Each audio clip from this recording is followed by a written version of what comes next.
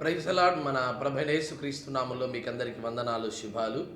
మరొక దినాన్ని దేవుడు మనందరినీ సజీవులుగా ఉంచినందుకు ఆ ప్రభుకి మహిమ కలుగును గాక.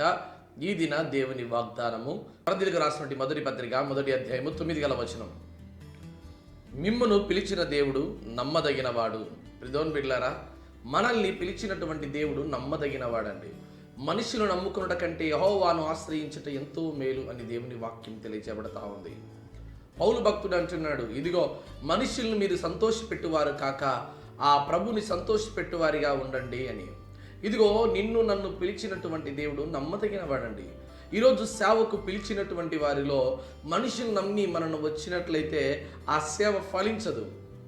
దేవాది దేవుని నమ్మి ఎప్పుడైతే మనం సేవకు వస్తామో ఆ సేవకుని దేవుడు తప్పకుండా దీవించేవాడై ఉన్నాడండి.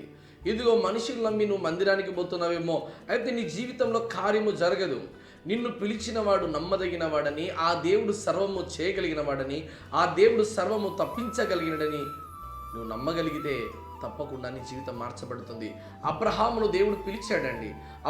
అబ్రహాముగా మార్చిన దేవుడు అండి.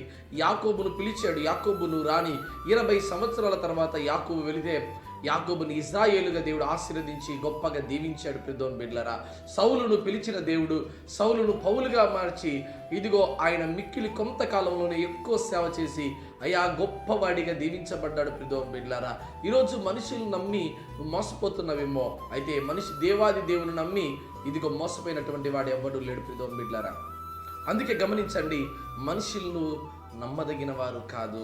మిమ్మల్ని పిలిచిన దేవుడు నమ్మదగిన వాడు. తల్లి గర్భములో పిండమ్మగా ఉన్నప్పుడే నువ్వు చూచిన దేవుడు. ఇదిగో నువ్వు ఎదుగుతున్నప్పుడు దేవుడు నిన్ను పిలిచాడు. ఆయన స్వరాన్ని వింటున్నావా?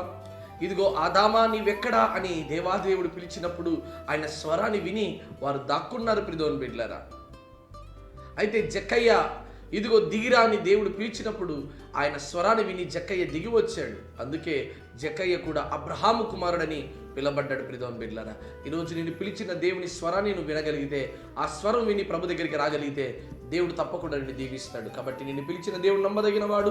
తప్పకుండా ఆ ప్రభు వాక్యం మీద ఆయన మీద ఆధారపడి బ్రతకగలిగితే దేవుడు మరింత గొప్పగా నిన్ను ఆశీర్వదించి దీవిస్తాడు. అటు ఆశీర్వాదం దేవుడు ఈ దినానికి దయచేయను గాక.